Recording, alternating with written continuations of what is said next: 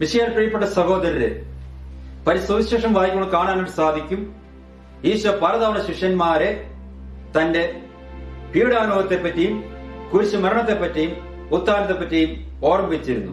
എന്നാൽ രോഗികളെ സുഖപ്പെടുത്തുകയും മരിച്ചു ഉയർപ്പിക്കുകയും പല അത്ഭുതങ്ങൾ പ്രവർത്തിക്കുകയും ചെയ്ത യേശുവിന് എന്തുകൊണ്ട് ഇങ്ങനെ ഒരു പരീക്ഷണം നേരിടേണ്ടി വരുമെന്നുള്ള വസ്തുത അവർക്ക് മനസ്സിലാക്കാൻ സാധിച്ചില്ല.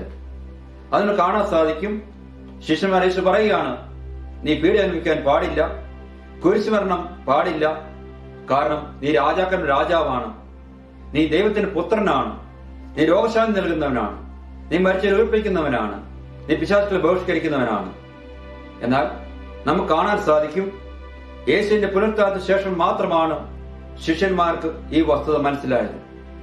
ഇന്നത്തെ വചനത്തിലൂടെ ദൈവം നമ്മെ ഓരോരുത്തരെ ഓർപ്പിക്കുന്ന വസ്തുത എന്താണ്? നാം ഓരോരുത്തരും ഈശോയെ പോലെ പീഡാനുഭവത്തിലൂടെ, ദുഃഖങ്ങളിലൂടെ, കഷ്ടതകളിലൂടെ, പ്രയാസങ്ങളിലൂടെ കടന്നുപോകാൻ മാത്രമേ നാം ഓരോരുത്തരും മഹത്വപ്പെടുകയുള്ളൂ, അല്ലെ മഹത്വീകരിക്കപ്പെടുകയുള്ളൂ. അതിനെപ്പറ്റിയാണ് ഇന്ന് നാം ധ്യാനിക്കുന്നത്. നിയമാവർത്തന പുസ്തകം 18-ാം അധ്യായം 14 മുതൽ 22 വചനങ്ങൾ നാം കാണുന്നത് പ്രവാചകന്മാരെ പറ്റിയാണ്. വ്യാജ പ്രവാചകന്മാരും യഥാർത്ഥ പ്രവാചകന്മാരും തമ്മിലുള്ള വ്യത്യാസം എന്താണ്? നമുക്ക് കാണാൻ സാധിക്കും, ഇസ്രായേൽ ജനത്തിനിടയ്ക്ക് ഒത്തിരിയധികം വ്യാജ പ്രവാചകന്മാരുണ്ടായിരുന്നു. അപ്പോൾ ജനങ്ങൾക്കറിയില്ലായിരുന്നു ആരാണ് വ്യാജ പ്രവാചകൻ, അല്ലെ ആരാണ് യഥാർത്ഥ പ്രവാചകൻ എന്ന്. അപ്പോൾ കർത്താവ് ആ കൃത്യമായ ഇൻസ്ട്രക്ഷനിലെ കൃത്യമായ കാര്യങ്ങൾ പറഞ്ഞ് മനസ്സിലാക്കുന്നുണ്ട്, എങ്ങനെയാണ് ഒരു യഥാർത്ഥ പ്രവാചകൻ തിരിച്ചറിയുന്നതെന്ന്. അവർ പറയാണ് ചെയ്യുന്നത്, യഥാർത്ഥ പ്രവാചകൻ എപ്പോഴും കർത്താവിന് ഇഷ്ടമനുസരിച്ച് പ്രവർത്തിക്കും, കർത്താവ് കൽപ്പിക്കുന്നതെല്ലാം ദൈവത്തെ അറിയിക്കും, മൂന്നാമതായി ആ പ്രവാചകൻ പറയുന്നതെല്ലാം സഫലമായി തീരും. അങ്ങനെ യഥാർത്ഥ പ്രവാചകന്മാർ പറയുന്ന അനുസരിക്കണമെന്നും അവർ ദൈവത്തിന് തിരിഷ്ടമാണ് പറയുന്നതെന്നും ഇസ്രായേലിനെ ദൈവം ഉദ്ബോധിപ്പിക്കുകയാണ്. എന്നാൽ മിശിഹായിൽ പ്രിയപ്പെട്ട സഹോദരരെ, നമുക്ക് കാണാൻ സാധിക്കും, എല്ലാ പ്രവാചകന്മാരും യഥാർത്ഥ പ്രവാചകന്മാരായി ദൈവം അയച്ചവരെല്ലാവരും ഒത്തിരി കഷ്ടതകളിലൂടെയും പ്രയാസങ്ങളിലൂടെയും കടന്നുപോയി. അത് ഏലി ആയിക്കൊള്ളട്ടെ, അല്ലെങ്കിൽ യേശയ ആയിക്കൊള്ളട്ടെ, ജെറമ്യ ആയിക്കൊള്ളട്ടെ, എല്ലാവർക്കും പ്രയാസവും ബുദ്ധിമുട്ടുണ്ടായിരുന്നു. കാരണം അവർ ദൈവത്തിന്റെ ഇഷ്ടം ജനങ്ങളെ അറിയിക്കുകയും ജനങ്ങളെ ഉദ്ബോധിപ്പിക്കുകയും ദൈവത്തിന്റെ ഇഷ്ടത്തിൽ പ്രവർത്തിക്കാനായിട്ട് അവർ പ്രേരണ നൽകുകയും ചെയ്തു. അപ്പോൾ അങ്ങനെ അവരെ പഠിപ്പിച്ചുകൊണ്ടിരുന്നതുകൊണ്ട് പല ബുദ്ധിമുട്ടുകളിലൂടെ അവർ കടന്നു പോകേണ്ടി വന്നു. അതേപ്പറ്റിയാണ് ഇന്നത്തെ നിയമാവർത്തന പുസ്തകം നാം കാണുന്നത്. പ്രഭാഷണ പുസ്തകത്തിൽ നാം വായിക്കുന്നത് വളരെ തീക്ഷ്ണതയോടെ പ്രവർത്തിച്ച പ്രവാചകനെ പറ്റിയാണ്. പ്രഭാഷണ പുസ്തകം 48-ാം അധ്യായം 1 മുതൽ 11 വരെയുള്ള വചനങ്ങൾ. ഈ ഭാഗത്ത് നാം വായിക്കുന്നത് ഏലിയ പ്രവാചകനെ പറ്റിയാണ്. നമുക്ക് കാണാൻ സാധിക്കും, 100% തീക്ഷ്ണതയോടെ വളരെയധികം ബലത്തോടും ശക്തിയോടും കൂടെ കർത്താവിന്റെ വചനം പ്രഘോഷിക്കുന്ന ഒരു പ്രവാചകനായിരുന്നു ഏലിയ പ്രവാചകൻ. എന്നാൽ ഏലിയ പ്രവാചകന്റെ ജീവിതത്തിലും പലതരം ബുദ്ധിമുട്ടുകളും പ്രയാസങ്ങളും ഉണ്ടായി. പലതവണ ജനങ്ങൾ ഏലിയ പ്രവാചകനെ തിരസ്കരിച്ചു. എന്നാൽ ഈ വായന നാമങ്ങൾ എന്താണ്? ഏലിയ പ്രവാചകൻ നടത്തിയ അത്ഭുതങ്ങളും ഏലിയ പ്രവാചകൻ നടത്തിയ പ്രവചനങ്ങളും അതിന്റെ ഒരു സമ്മറി അല്ലെങ്കിൽ സാരാംശമാണ് ഈ വായനയിൽ നാം കാണുന്നത്. ഞാൻ ആദ്യം പഠിച്ചതുപോലെ ഏലിയ പ്രവാചകൻ വളരെ ബുദ്ധിമുട്ടുകളും പ്രയാസങ്ങളും കടന്നുപോയെങ്കിലും നാം കാണുന്നുണ്ട്, രൂപാന്തരണ സമയത്ത് ഏലിയ പ്രവാചകൻ ഈശോയുടെ അടുത്ത് വരുന്നുണ്ട്. അതായത് ഈശോയുടെ മഹത്വത്തിൽ പങ്കുചേരുവാനായിട്ട് ദൈവം ഒരു അവസരം നൽകുകയാണ് ചെയ്യുന്നത്.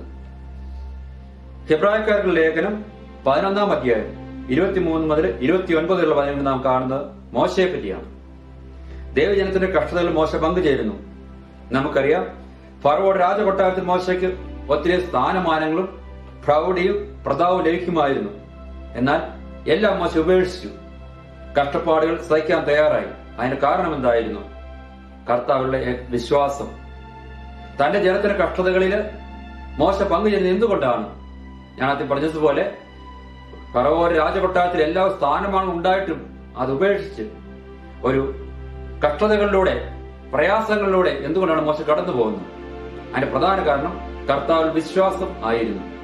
ഇപ്പോൾ കാണാൻ സാധിക്കും, രൂപാന്തരണ സമയത്ത് മോശയും മലയുടെ മുകളിൽ പ്രത്യക്ഷപ്പെടുന്നു, അല്ലെങ്കിൽ യേശുവിന്റെ മഹത്വത്തിൽ പങ്കുചേരുന്നു. അപ്പോൾ ഏലിയ പ്രവാചകനും മോശയും മറ്റും ബുദ്ധിമുട്ടും പ്രയാസങ്ങളും ഉണ്ടായിരുന്നെങ്കിലും അവർ ദൈവത്തിൽ വിശ്വസിച്ചുകൊണ്ട് കർത്താവിനെ നിറവേറ്റിയതുകൊണ്ട് കർത്താവിന്റെ മഹത്വത്തിൽ പങ്കുചേരുവാനായിട്ട് അവർക്കൊരു അവസരം ലഭിച്ചു. ഇതേ രീതിയിൽ നമ്മുടെ കുടുംബ ജീവിതത്തില് അല്ലെങ്കിൽ അനുദിന ജീവിതത്തിലും ബുദ്ധിമുട്ടും പ്രയാസങ്ങളും ഉണ്ടാകുമ്പോൾ കർത്താൽ വിശ്വസിക്കുമ്പോൾ നാമും മഹത്വീകരിക്കപ്പെടും എന്നുള്ളതാണ് ഇന്നത്തെ വചനത്തിന്റെ സാരാംശം. നമുക്ക് കാണാൻ സാധിക്കും മത്തായിയുടെ സുവിശേഷം 17-ാം അധ്യായം 9 മുതൽ 13 വചനഭാഗത്തെ ധ്യാനിക്കുന്നത് രൂപാന്തരങ്ങൾക്ക് ശേഷം എന്താണ് സംഭവിക്കുന്നതാണ്. മോശയും ഏലിയായും പ്രത്യക്ഷപ്പെടുന്നു. മലയിൽ നിന്ന് ഇറങ്ങി വരുമ്പോൾ ശിഷ്യന്മാർക്ക് ചില സംശയങ്ങൾ ഉണ്ടാകുന്നു. അതേപ്പറ്റി അവർ ഈശോയോട് ചോദിക്കുന്നു. അപ്പോൾ മലയിൽ നിന്ന് താഴെ ഇറങ്ങി വന്ന് ഈശോ എന്താണ് പഠിപ്പിക്കുന്നത്? താഴ്വാരത്തെ ജീവിതത്തെ പറ്റിയാണ്.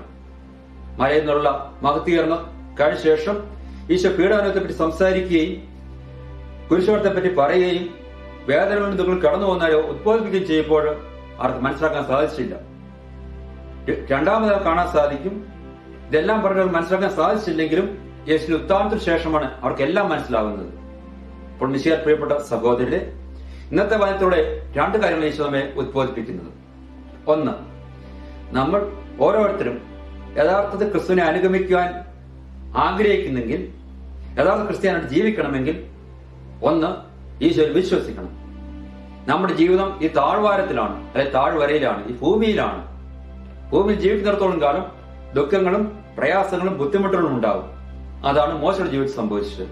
അതാണ് ഏലിയായുടെ ജീവിതത്തിൽ സംഭവിച്ചത്. അപ്പോൾ ഈശോ ശിഷ്യന്മാർ പറയുകയാണ് ചെയ്യുന്നത്, നിങ്ങൾ ബുദ്ധിമുട്ടും പ്രയാസങ്ങളും ഉണ്ടാവും. എന്നാൽ മരണത്തിന് ശേഷം, അല്ലെങ്കിൽ ഭൂമിയിലുള്ള വാസത്തിന് ശേഷം നമ്മൾ ഓരോരുത്തരും മഹത്വീകരിക്കപ്പെടും. അതാണ് മോശയ്ക്ക് സംഭവിച്ചത്. അതാണ് ഏലിയായ്ക്ക് സംഭവിച്ചത്. അതുകൊണ്ടാണ് രൂപാന്തരീകരണത്തിന്റെ സമയത്ത് മോശയും ഏലിയായും യേശുവിനോട് പ്രത്യക്ഷപ്പെടുന്നത്. അപ്പോൾ ശിഷ്യന്മാർക്ക് അത് മനസ്സിലാകാൻ സമയമെടുത്തെങ്കിലും ഉത്ഥാനത്തിന് ശേഷം അവർക്ക് മനസ്സിലായി യേശു രക്ഷകനാണെന്നും യേശു മഹത്വീകരിക്കപ്പെട്ടെന്നും ഈ ഭൂമിയിൽ നമുക്കുള്ള പ്രയാസങ്ങളിലും ബുദ്ധിമുട്ടുകളും നമ്മൾ അനുഭവിക്കണമെന്നും. രണ്ടാമതായി എന്താണ് നമുക്ക് ഇന്നത്തെ വചനത്തിലൂടെ ഈശോ നമ്മെ ഓർപ്പിക്കുന്നത്? ഈ ഭൂമി ജീവിച്ചിരിക്കുന്നതോളം കാലം നമുക്കെല്ലാം മനസ്സിലാക്കാൻ സാധിച്ചെന്ന് വരികയില്ല. എല്ലാം വ്യക്തമാകണമെങ്കിൽ, ഈശോയുടെ മുഖത്തോടൊപ്പം കാണണമെങ്കിൽ, സ്വർഗ്ഗരാജ്യത്തിൽ പ്രവേശിക്കണമെങ്കിൽ, ഉത്ഥാനത്തിന് യഥാർത്ഥ അർത്ഥം മനസ്സിലാക്കണമെങ്കിൽ നാം ഓരോരുത്തരും ഈ ഭൂമിയിലുള്ള വാസത്തിന് ശേഷം മഹത്വീകരിക്കപ്പെടണം. സ്വർഗ്ഗരാജ്യത്തിൽ എത്തുന്നതോടും വരെ ബുദ്ധികളും പ്രയാസങ്ങളും ഉണ്ടാകും. അതാണ് ശിഷ്യന്മാർക്ക് സംഭവിച്ചത്. ഉത്ഥാനത്തിന് ശേഷം മാത്രമേ അവർക്ക് പീഡാനുഭവത്തെ പറ്റിയും കുരിശുമരണത്തെ പറ്റിയും വ്യക്തമായ ഒരു ധാരണ ഉണ്ടായുള്ളൂ. അതുപോലെ നമ്മുടെ അനുദിനത്തിലുണ്ടാകുന്ന അനുഭവങ്ങൾ, ബുദ്ധിമുട്ടുകൾ, പ്രയാസങ്ങൾ, സങ്കടങ്ങൾ, രോഗങ്ങൾ, ആദികൾ, വ്യാധികൾ, ഇവയെല്ലാം ഇതിന്റെ ഒരു ആകത്തുക, അല്ലെങ്കിൽ ഇതൊക്കെ കൃത്യമായിട്ട് മനസ്സിലാക്കണമെങ്കിൽ അതിന് സമയമെടുക്കും. ശിഷ്യന്മാർ ഉത്ഥാനത്തിന് ശേഷം ഈശോ അറിഞ്ഞതുപോലെ നമ്മൾ ഈ താഴ്വാരത്തിലുള്ള ജീവിതം അവസാനിച്ച് മലയിലേക്ക് പോകുമ്പോൾ, അല്ലെങ്കിൽ സ്വർഗ്ഗരാജ്യത്തിൽ പ്രവേശിക്കുമ്പോൾ ഇതിന്റെ അർത്ഥം കൃത്യമായിട്ട് ദൈവം നമ്മെ മനസ്സിലാക്കി തരും. നമുക്ക് പ്രാർത്ഥിക്കാം. പിതാവേ, ദൈവമേ, രൂപാന്തരത്തിന് ശേഷം തന്റെ ഏകപുത്രനായ യേശു ഞങ്ങളുടെ രക്ഷകൻ ശിഷ്യന്മാരെ പീഡാനുഭവത്തെ പറ്റി പഠിപ്പിച്ചപ്പോൾ അവർക്ക് മനസ്സിലായില്ല. എന്നാൽ ഉത്ഥാനത്തിന് ശേഷം അവർ മനസ്സിലാക്കി എന്തുകൊണ്ടാണ് ഈശോ വേദനകളിലൂടെ പീഡാനുഭവത്തിലൂടെ കുരിശുമരണത്തിൽ കടന്നുപോയതെന്ന്. ഇന്നത്തെ വചനത്തോടെ മോശയെ പറ്റിയും ഏലിയായെ പറ്റിയും അങ്ങനെ ഓർമ്മിച്ചുവല്ലോ. അവർ രണ്ടുപേരും ഒത്തിരി ബുദ്ധിമുട്ടും പ്രയാസങ്ങൾ സംഭവിച്ചു. എന്നാൽ രൂപാന്തരങ്ങളുടെ സമയത്ത് അവർ അങ്ങ് പ്രത്യക്ഷപ്പെട്ടു, മോശയും ഏലിയായും. ഇന്ന് ഈ വാചകങ്ങൾ നന്ദി പറയുന്നു. ഞങ്ങളുടെ അനുദിന ജീവിതത്തിലെ ബുദ്ധിമുട്ടുകൾ, പ്രത്യേകിച്ച് ഒരു ക്രൈസ്തവൻ എന്ന നിലയിൽ ഉണ്ടാകുന്ന പ്രയാസങ്ങളെ അഭിമുഖീകരിക്കുവാനായിട്ട് ഞങ്ങളെ പഠിപ്പിക്കണമേ. ഞങ്ങൾക്ക് എല്ലാ ഭൂമിയിൽ വ്യക്തമായി ഇന്ന് വരികയില്ല. എന്നാൽ ഞങ്ങൾ ഉന്നം വയ്ക്കുന്നത് ഞങ്ങൾ യാത്ര സ്വർഗരാജ്യത്തിലേക്കാണ്. ഞങ്ങളെ ഓരോരുത്തരെയും ആ രാജ്യത്തിലേക്ക് അങ്ങ് നയിക്കുന്നു. ഇവിടെ ഉണ്ടാകുന്ന പ്രയാസങ്ങളും ബുദ്ധിമുട്ടുകളിലും അങ്ങേ ആശ്രയിച്ചുകൊണ്ട്, വിശ്വസിച്ചുകൊണ്ട് ജീവിക്കാൻ ഞങ്ങളെ പഠിപ്പിക്കണമേ. നമ്മുടെ കർത്താവ് യേശുമിശിഹായുടെ കൃപയും പിതാവാദിയുടെ സ്നേഹവും പരിശുദ്ധാത്മാവിന്റെ സഹവാസവും നാം എല്ലാവർക്കും ഉണ്ടായിരിക്കട്ടെ. ആമേൻ.